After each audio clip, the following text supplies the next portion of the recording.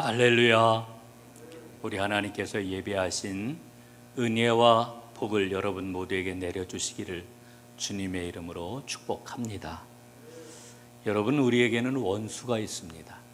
실감이 잘 나지 않으시겠지만은 원수가 누구냐? 바로 마귀가 원수의 실체입니다. 독일의 복음주의적인 신학자 헬무트 틸리케라고 하는 분이 있죠.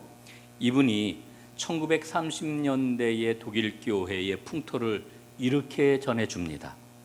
독일의 점잖은 목사들은 마귀라고 하는 단어를 입에 올리지 않았다. 왜냐하면 마귀는 중세의 부적절한 기억과 관념을 떠올리게 했기 때문이다. 이런 이야기를 합니다. 그런데 이 독일이 나치 정권을 경험을 하면서 마귀에 대한 생각을 완전히 바꿨다고 이렇게 고백을 하고 있습니다. 여러분, 독일 교회는 정말 전 세계 모든 기독교회의 모범적인 교회였습니다. 그리고 독일 교회 성도들은 얼마나 신실했는지 모릅니다.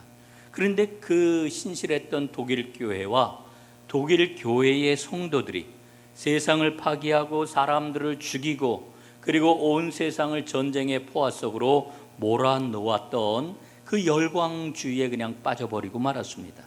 그 모습을 어떻게 설명을 할 수 있을까? 이 악한 영의 작용이라고 밖에는 설명할 길이 전혀 없는 것입니다. 이 독일 교회는 나치라고 하는 시대의 우상과 타협을 하고 악한 영에 질질 끌려다녔던 것입니다. 실제로 이 나치의 본질을 깨닫고 난 후에 헬무트 틸리케는 자신의 경험을 이렇게 이야기를 해줍니다. 어느 날 교회에서 몇 명의 그 성도들과 함께 성경 공부를 하고 있었는데 그때 예배당 옆에 도로로 히틀러 군대가 지축을 흔들면서 행진을 하고 있는 것을 보게 되었습니다.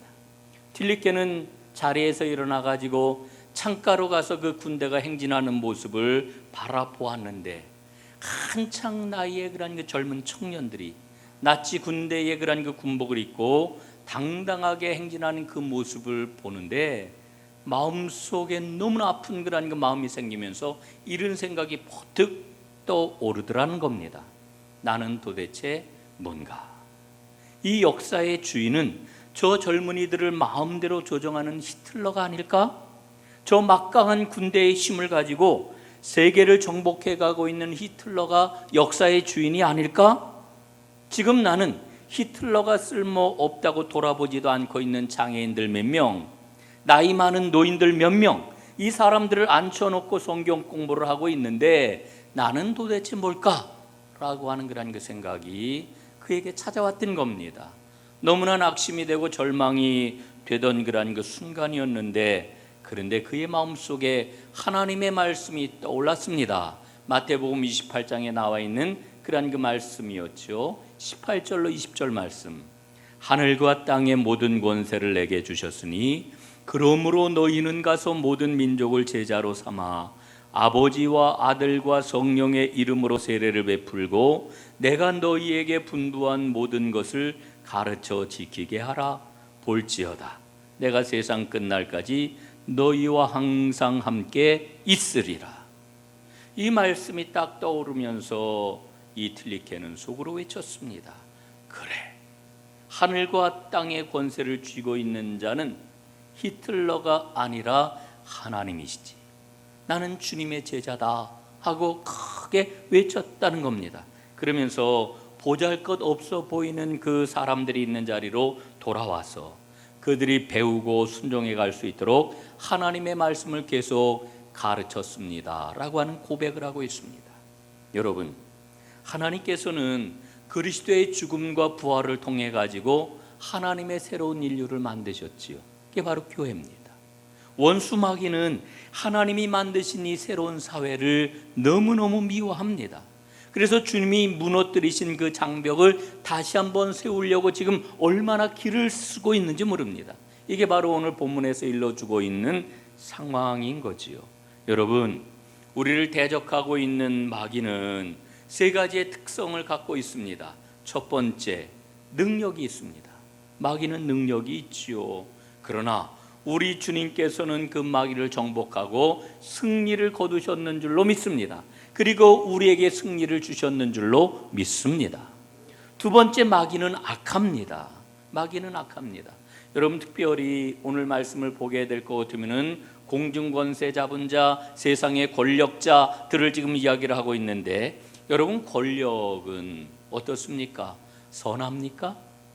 권력은 악합니까? 여러분, 권력은 악하지도 않고 선하지도 않습니다. 중립적입니다. 그걸 어떻게 쓰느냐에 따라 악할 수도 있고 선할 수도 있는 거죠. 그러나 우리의 원수 마귀는 권력을 파괴적으로 사용하려고 얼마나 안달을 내는지 모릅니다. 세 번째, 마귀는 교활합니다. 오늘 11절 말씀에 보면 뭐라고 나와 있어요? 마귀의 관계라고 하는 이와 같은 그런 그 말씀이 나오지요. 교묘한 속임수를 쓴다라고 하는 그런 그 이야기입니다. 여러분, 마귀는 아주 속이는데 명수입니다. 거짓말의 명수입니다. 여러분, 마귀는요, 광명의 천사로 가장을 해요. 마귀가 다가올 때 우리에게 어떻게 다가올까요? 가장 인자한 모습으로, 가장 다정한 모습으로, 가장 친근한 모습으로, 가장 착한 모습으로 우리에게 다가와요. 뿔 달린 마귀는 없어요. 우락부락한 이빨이 튀어나온 그 무시무시한 마귀는 우리에게 다가오지 않습니다. 본질은 그럴지 모르지만 우리에게 다가오는 마귀는 광명의 천사로 우리에게 다가온다라고 하는 거지요. 여러분, 그러니까 이 마귀와 싸우는 게 얼마나 힘들겠어요. 지금은 돌아가셨습니다마는 성공의 신부로 이 땅에 오셔가지고 한국교회의 영적 성장을 위하여서 크게 기여한 대천덕 신부라고 하는 분이 계십니다. 이분은 평생토록 태백에 있는 예수원에서 이제 영성 활동을 하다가 하나님의 부르심을 받았는데, 그곳에서 활동을 하면서 정기적으로 편지를 썼습니다. 그 편지를 모아가지고 산골짜기에서 온 편지라고 하는 유명한 책을 여러 권, 한 9권 정도가 될 겁니다. 이 책을 펴냈는데 거기에 보면은 마귀의 지령이라고 하는 글이 나옵니다. 마귀는 한국교회를 장악하기 위해서 몇 가지 작전을 펼쳤다라고 하는 그런 그 이야기죠. 그 작전이 뭘까요? 첫 번째로는 박해입니다. 박해. 교회와 성도들을 권력을 동원해가지고 핍박하는 그와 같은 작전을 펼쳤습니다. 그런데요, 이렇게 핍박을 하면 할수록 오히려 성도들이 신앙을 더욱더 굳건하게 붙잡고 신앙이 더 강해지고 교회는 더욱더 힘차게 앞을 향해 전진하는 것을 보게 되었습니다.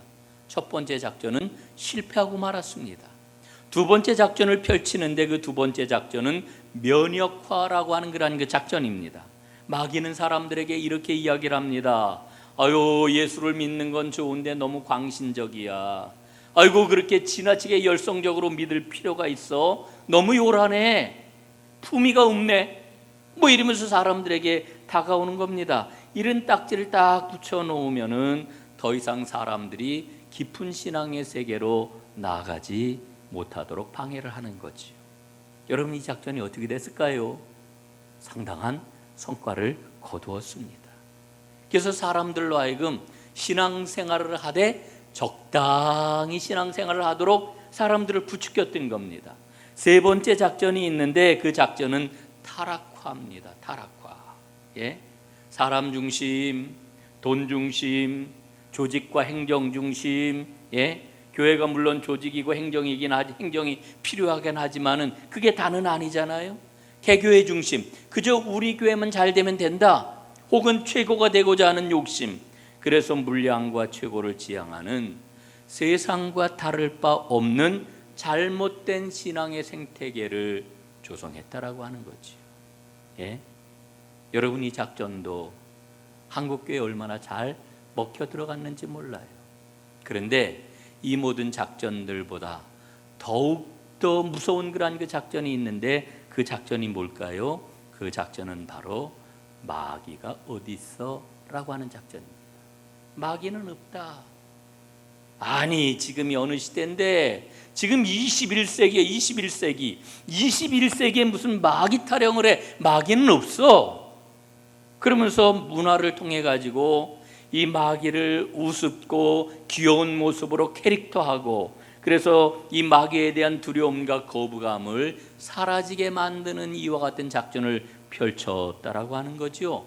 그래서 많은 사람들이 마귀의 존재를 이제 부인하고 믿지 않고, 그리고 마귀가 어디 있냐라고 하는 거라는 게 사람들이 점점 늘어나고, 실제로 신앙생활을 하고 있는 사람들 가운데서도 그런 생각을 하는 사람들이 무지하게 많이 늘어나고 있다라고 하는 겁니다. 이 전략은 지금도 먹혀가고 있는 거지요. 여러분, 그러니까 마귀와의 그런 그 싸움을 오늘 성경은 우리에게 일러주고 있는데, 마귀와의 싸움이 안 되는 거예요. 왜? 아이, 마귀가 어디 있어? 라고 생각을 하는데 무슨 영적 전쟁 이야기가 마음에 들어오겠습니까? 여러분, 그러나 마귀는 분명히 오늘도 우리에게 공격을 펼치고 있습니다. 우리가 마귀와 싸워야 되는데 우리의 힘 가지고는 이길 수가 없습니다. 하나님께서 주시는 능력만이 마귀의 간교함과 악함으로부터 우리를 지켜줄 수가 있는 거지요. 그래서 오늘 하나님께서는 뭐라고 말씀을 하셔요? 하나님의 전신갑주를 취하라, 이렇게 말씀해 주고 있는 겁니다. 하나님의 전신갑주를 취하라. 여러분, 오늘 사도 바울이 하나님의 전신갑주를 취하라 이렇게 말씀을 할 때에 이 말씀의 배경이 있습니다. 그 배경이 뭐냐면은 당시 로마 군대의 그런 그 상황을 염두에 두고 이 말씀을 주고 있다라고 하는 겁니다. 여러분, 고대 로마인들은 전쟁에 나가게 되면은요, 전쟁 나갈 때의 모든 무기들을 자기의 돈을 가지고서 구입을 해야 됐습니다. 칼도 사야 되고, 창도 사야 되고, 방패도 사야 되고, 갑옷도 사야 되고, 신발도 사야 되고, 다 자기의 돈을 가지고 사야 됐습니다. 여러분, 요즘 어때요? 군대 가면은요, 우리 아이들 군대 가면은 한 그 일주일 안에 뭐가 와요? 집에서 입던 민간인 옷 다 보내잖아요. 다 벗겨가지고 보내잖아요. 그리고 그 다음에는 그 군인이 된 아들에게 뭘 입혀요? 군복 다 입히잖아요. 군복. 그리고 총이며 모든 필요한 그런 그 물품들을 다 국가에서 대주잖아요. 여러분, 옛날엔 그러질 않았어요. 다 자기 돈으로 사야 됐다라고 하는 겁니다. 그러니까 어떤 일이 벌어졌을까요? 부자인 사람은요, 좋은 무기를 사는 거예요. 좋은 칼을 구입하는 거예요. 아주 강한 그런 그 방패를 구입을 하는 거예요. 그러나 돈이 없는 가난한 사람들은 어떻겠어요? 헐 수 없이 간신히 근근히 흉내만 내는 그와 같은 형편없는 그런 그 무기를 구했다라고 하는 거지요. 그러면 전쟁을 치르게 되면은 누가 살아남겠어요? 누가 승리할 수 있겠어요? 결국 무장을 잘한 돈 많은 사람은 살아남을 확률이 높고, 그리고 승리할 확률이 높은 거예요. 여러분, 그런데 오늘 사도 바울이 하나님의 전신갑주를 취하라 할 때 이 로마 군대의 그런 모습을 전제로 하고 지금 이 말씀을 주고 있는 거예요. 왜 그럴까요? 왜 우리에게 이와 같은 상황을 염두에 두고 하나님의 전신갑주를 취하라고 말씀을 하시는 걸까요? 이유가 있습니다. 여러분, 우리가 믿음에 부요한 자, 큰 믿음을 가진 자라고 할 것 같으면은 하나님의 전신갑주를 가장 강력하고 가장 좋은 것으로 취할 수가 있습니다. 그러나 믿음이 적은 자, 믿음이 약한 자, 믿음이 없는 자, 하나님의 전신갑주 제대로 취할 수 있을까요? 취하지 못하는 거예요. 형편없는 무기를 가지고 싸우는 거예요. 그러니까 어떻게 되겠습니까? 승리할 수가 없는 거지요. 자기를 지켜낼 수가 없는 거지요. 여러분, 그래서 우리에게는 큰 믿음, 강한 믿음 필요한 거지요. 여러분, 큰 믿음을 가지고 오늘 하나님께서 말씀하시는 하나님의 전신갑주를 취하는 하나님의 사람들이 꼭 되시기를 주님의 이름으로 축복합니다. 오늘 말씀을 보면은 우리가 취할 하나님의 전신갑주가 무엇인지를 우리에게 일러주고 있죠. 첫 번째로는 진리의 허리띠입니다. 허리띠는 보통 가죽으로 다 만들었고요. 이 허리띠를 딱 조이게 될 것 같으면은 행군의 방해를 받지 않고 몸을 움직일 때 힘과 자신감을 얻을 수가 있게 되는 거죠. 진리가 바로 이와 같은 역할을 해요. 두 번째로는 의의 호심경을 붙이라 그럽니다. 이 호심경 가슴에다 붙이는 건데 가슴을 보호하는 겁니다. 이때의 의라고 하는 것은 칭의를 이야기하는 거예요. 여러분, 우리는 죄인입니다. 그래서 하나님과 대면할 수가 없습니다. 하나님과 관계를 가질 수 없습니다. 그런데 하나님께서 은혜를 베푸셔가지고 예수 그리스도를 통하여 우리를 의롭다 인정해 주셨어요. 이 의로움, 이게 바로 우리의 호심경이라고 하는 거예요. 여러분, 하나님의 은혜로 이제 우리는 하나님을 아버지로, 하나님을 나의 사랑하는 주님으로 모시며 관계를 가질 수 있게 되었습니다. 단단하게 이것을 가슴에다 붙이는 여러분들 되시기를 간절히 바랍니다. 자, 세 번째로는 복음의 신발을 말하고 있습니다. 여러분, 신발 참 중요하지요. 예?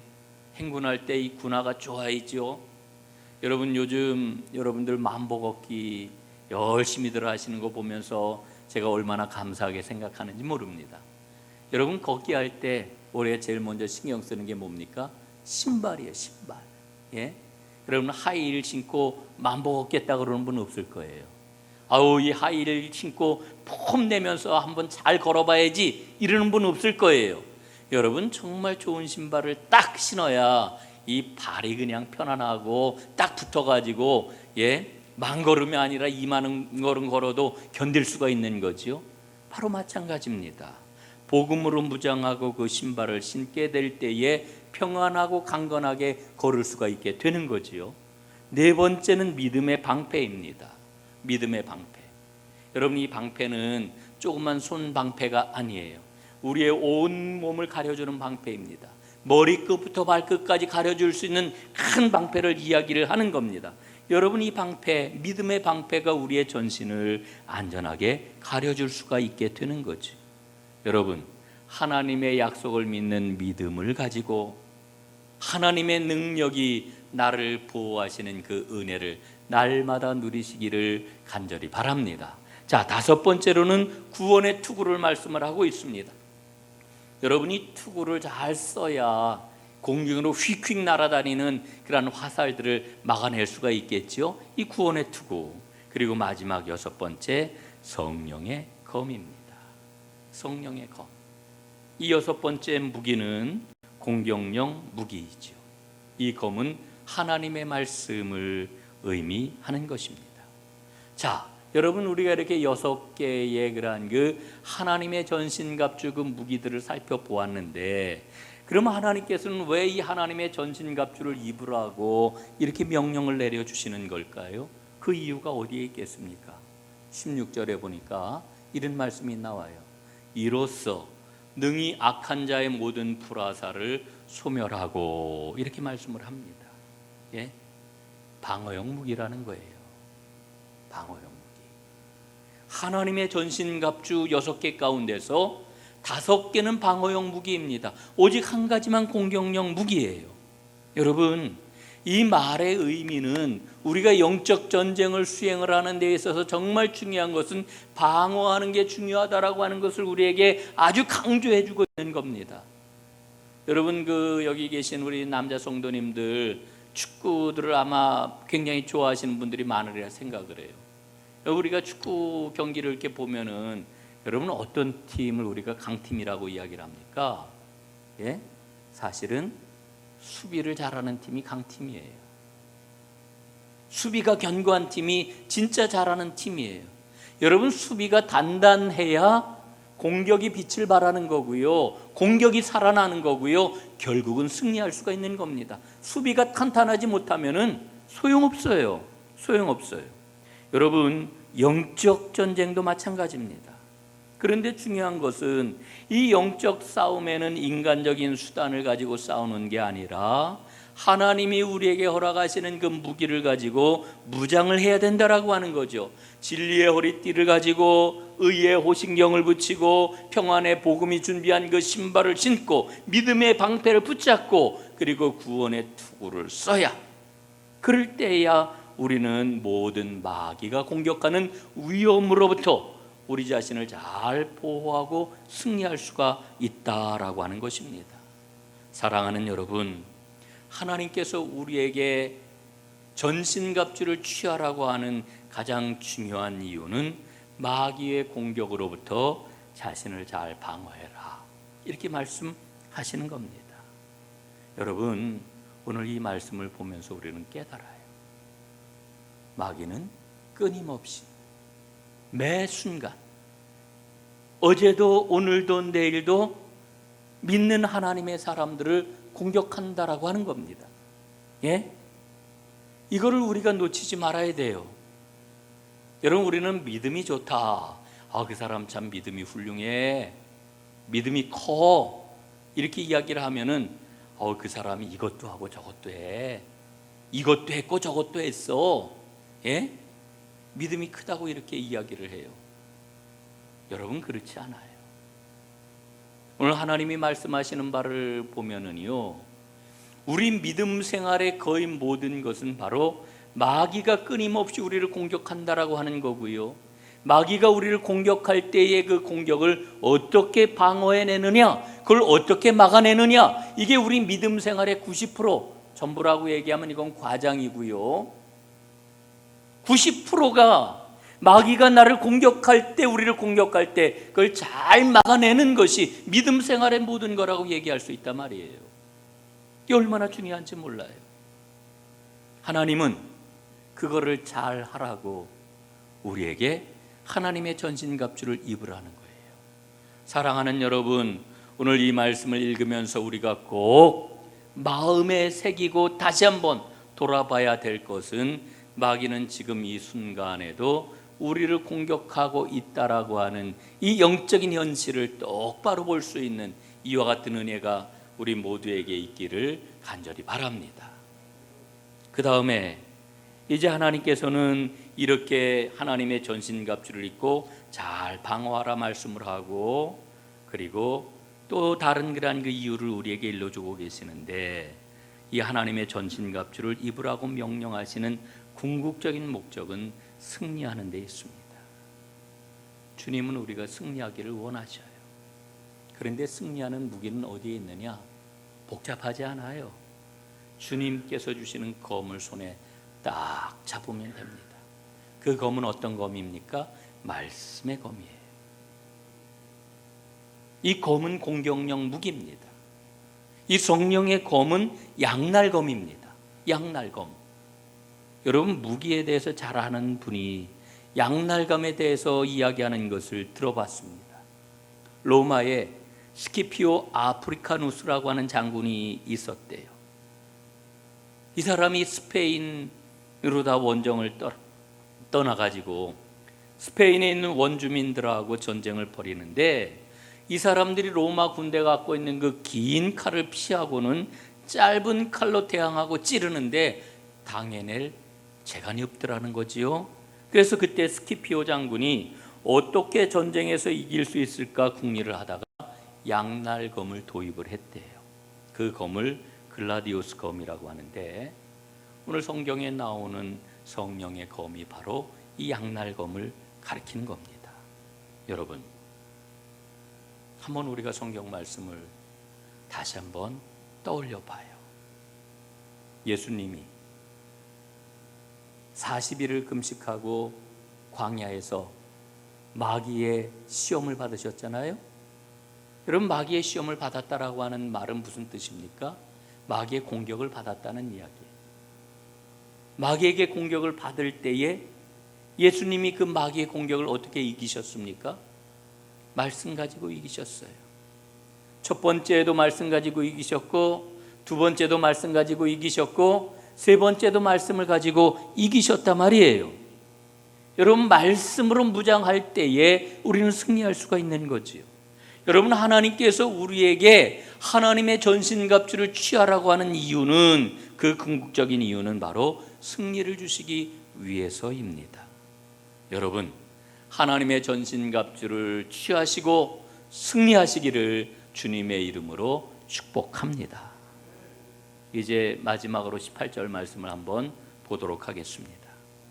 모든 기도와 간구를 하되 항상 성령 안에서 기도하고 이를 위하여 깨어 구하기를 항상 힘쓰며 여러 성도를 위하여 구하라. 여러분, 이 말씀의 의미가 뭐겠습니까? 기도가 없으면은 아무것도 아니다. 여러분, 우리 옛말에 말짱 도루묵이라고 그런 말이 있잖아요. 말짱 도루묵. 여러분, 기도가 없으면은요, 아무리 하나님의 전신갑주를 취한다 할지라도 도루묵이에요, 도루묵. 예? 소용없어요. 왜 그러냐 하면은 기도는 복음노이기 때문에 그렇습니다. 복음노. 여러분, 생각해 보십시오. 전쟁을 지금 치르면서 군대가 앞을 향해 전진해 나가서 막 전투를 벌이고 있습니다. 무기들을 얼마나 잘 갖추었는지 최고의 무기들을 다 갖추고 있습니다. 그러나 만약에 전쟁을 수행을 하는데 보급이 안 된다면 어떻게 하겠어요? 예? 밥 먹는 것도 보급이 안 되고, 총알도 보급이 안 되고, 군화도 보급이 안 되고, 피복도 보급이 안 되고, 보급이 끊겨진다라고 하면은 여러분, 전쟁을 제대로 수행할 수가 있겠어요? 그 전쟁 수행 못해요. 기도가 뭐냐? 기도는 바로 복음노입니다. 복음노를 확보해야 됩니다. 그래야 하나님께서 하나님의 전신갑주를 취한 성도들을 끊임없이 생명으로 보급해 주셔서 승리하게 만들어 주신다라고 하는 그런 이야기지요. 사랑하는 여러분, 기도를 통해서 하나님의 생명력을 공급받아 마귀와의 전쟁에서 날마다 승리하고, 그리고 마침내 궁극적인 승리의 영광의 자리에 이르는 하나님의 백성들이 꼭 되시기를 주님의 이름으로 축복합니다. 여러분, 만약에 우리가요, 이 악한 세상에서 하나님의 전신갑주로 무장을 하게 되면은 마귀가 어떤 반응을 보일까요? 예? 마귀가 우리에게 어떤 반응을 보일까? 아마 전전긍긍할 겁니다. 노심초사할 겁니다. 왜냐하면은 하나님의 백성들이 하나님의 전신갑주를 취함으로 자신의 그런 그 아성을 다 무너뜨릴까봐 걱정하고 두려워하면서 전전긍긍할 겁니다. 한번 보세요. 하나님의 전신갑주로 무정한 하나님의 백성들이 이 땅에서 제대로 살아가면은 어떤 일이 일어나겠습니까? 정의를 위해서 일하겠지요. 평화를 위해서 일하겠지요. 그리고 협력하고 연대하겠지요. 민주주의를 위해서 힘을 쓰겠지요. 하나님의 창조 질서를 보존하기 위해서 열과 성을 쏟겠지요. 그리고 어렵고 아픈 그러한 그 사람들과 공감하며 그 능력을 더욱더 키우겠지요.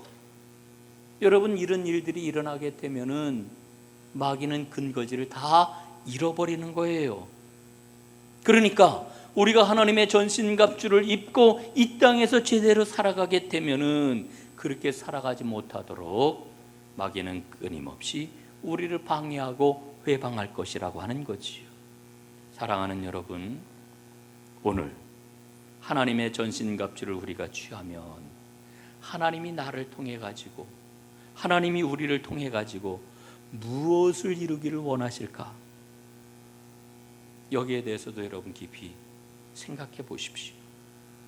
특히 이 자리에 청년들이 있으면, 이 자리에 우리 청장년들이 있으면, 내가 하나님의 전신갑주를 취하고 이 땅에서 하나님의 백성으로 살아가게 될 때 하나님이 이 땅에 무엇을 이루기를 원하실까? 여러분, 깊이 구체적으로 생각해 보십시오. 분명한 것은 하나님의 전신갑주를 우리가 취하면 우리 삶 가운데 성령의 열매와 하나님의 선한 영향력이 얼마나 강력하게 나타나겠습니까? 마귀는 그 일을 너무너무 싫어하겠지요. 그냥 보지 않겠지요. 그래서 마귀와의 싸움은 오늘도 내일도 계속될 수밖에 없는 겁니다. 하나님의 전신갑주를 취하세요. 그리고 기도하세요. 그래서 승리의 발걸음을 옮기시고 승리의 영광에 참여하시기를 주님의 이름으로 축원합니다. 기도하겠습니다.